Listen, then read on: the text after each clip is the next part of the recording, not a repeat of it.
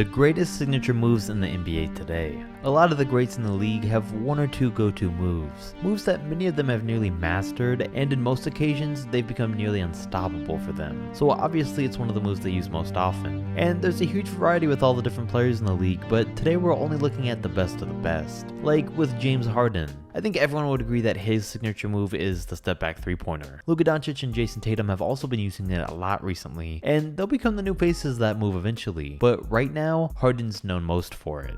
Hitting it on the fast break, off the dribble, at the club, on one or two defenders, and it even got to the point where he took it so far as hitting the double step back. Which, hey, it would be a great legal move if he did the first step back while he was still dribbling, but he doesn't. Then LeBron James is one of the very few rare occasions where he has three signature moves that he's known for. The first, of course, is his patented Tomahawk Dunk that he's been doing literally since his first game in the NBA. And he still does it today, mostly every time he catches an open fast break. That's his main one, but his second signature move is the also very rare defensive signature move with his chase down blocks that he's also been doing his entire career. And it is weird that he really is the first one to make these his thing. Out of all the years the NBA's existed, no one's been known for the chase down block. No one else has ever done it like LeBron either though. I mean, you'll see someone catch a chase down every now and again, but James has always done it. And it usually comes when himself or his teammates turn the ball over and someone's on the fast break going the other way. Until he runs the length of the court, catches up to them, and sends their shot flying off the backboard. And of course, his most popular and impressive chase down block came in the 2016 NBA Finals, where he blocked Iguodala, helping secure their championship.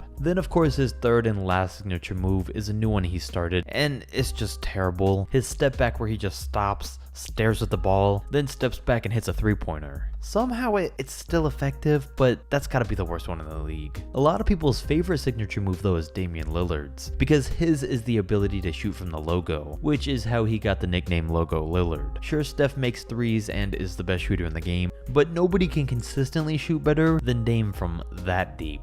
Because as of a couple months ago when the stat was recorded, Lillard was shooting 47% on shots beyond 35 feet. And it's why Terry Stotts couldn't argue when he said he's going to start taking some half-court shots this season. And I mean, if he does that and makes them, that's crazy. And his most notable signature logo shot is of course the one over Paul George to close out the Thunder before waving them off the court. And I'm sure PG wishes he would have known Dame's percentages from that distance before letting him shoot it and then calling it a bad shot. On the other hand, one of the more unorthodox, probably the most unorthodox signature move I've ever seen is Nikola Jokich's 1-foot step back fadeaway that's been referred to as the somber shuffle. I've never seen a move like this, and that's probably because he said he invented it in 2017 when he had a sprained ankle. He had to shoot like this to take the pressure off of his foot, then it actually stuck with him as an effective move. And that story makes sense because the move looks like he's actually got something wrong with his feet. But hey, I can only actually make so many Jokiches because it really is effective. He 95% of the time hits it from mid-range, it most of the time goes in, and I don't think it's even possible to block. A more traditional version of this shot though is Kevin Durant's signature one-legged fadeaway that he got from Dirk Nowitzki. He's always shot fadeaways his whole career, but he said after he saw just how dominant Dirk's was off of one leg throughout the Mavs 2011 championship, he knew he had to learn it, and since there was a lockout that next season, he had a lot of extra time to master it, and after 4 or 5 months of doing it 200 times a day, he got it. And now today, most of the time when you see him take a mid-range fadeaway, it's always off of one leg with the other knee out in between himself and the other player. Because as we all know, it's one of, if not the most unstoppable and unguardable moves in NBA history. And for a while there, Giannis's Eurostep looked unstoppable too. He gets the ball off the rebound or a steal, runs full speed down the court, takes one full gather step on his last dribble, then his 2 steps, and that can basically get him from between the 3-point line and half court to right at the rim already. And those last 2 steps allow him to most of the time easily get around to anyone in the league. He's 6'11", extremely long,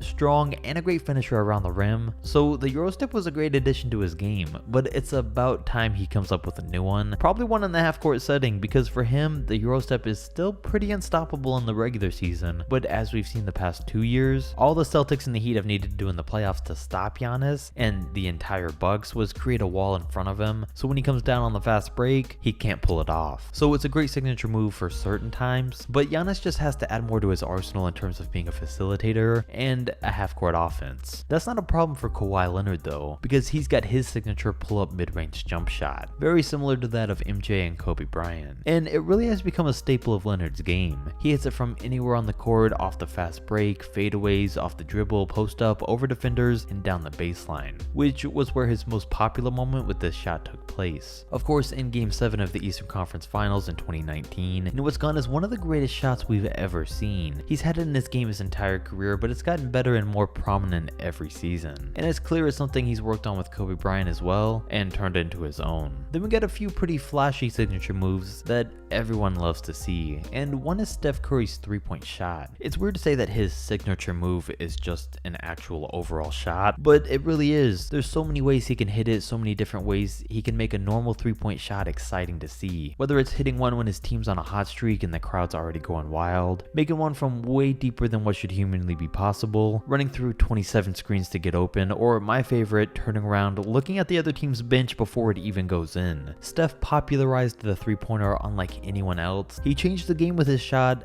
and created hundreds of great moments with his signature three-pointer. Of course, the best though and his greatest came in a 2016 regular season game against the OKC Thunder. It was in overtime, the game was tied, Steph brings the ball up the court, and with plenty of time left on the clock to get closer, he instead drains a near half-court shot to win the game and cap off his 46-point night. There was also an ongoing argument for a little bit on who had the better handles between Steph Curry and Kyrie Irving, but I think by this point we can all agree that it is Kyrie Irving. And that's the main point of what allows him to do his signature moves, the crossover and his spin move. He crosses people over every single night and uses the spin on a pretty regular basis, and both are two of the best we've ever seen, and they put Irving in talks for the best spin move and the best crossover of all time. And I think his most popular display of both happened early in his career. The best and most popular cross is obviously the one on Brandon Knight, and the best example of both of them was this clip in a Team USA practice where he crosses Kobe, dribbles past KD, spins past James Harden, then crosses Kobe again. So he's really always had these type of handles. John Wall's also been known as a master of the spin move, and his are a lot more smooth, and he does it in a much different way because his speed plays a big part in how he does it. He blows past defenders,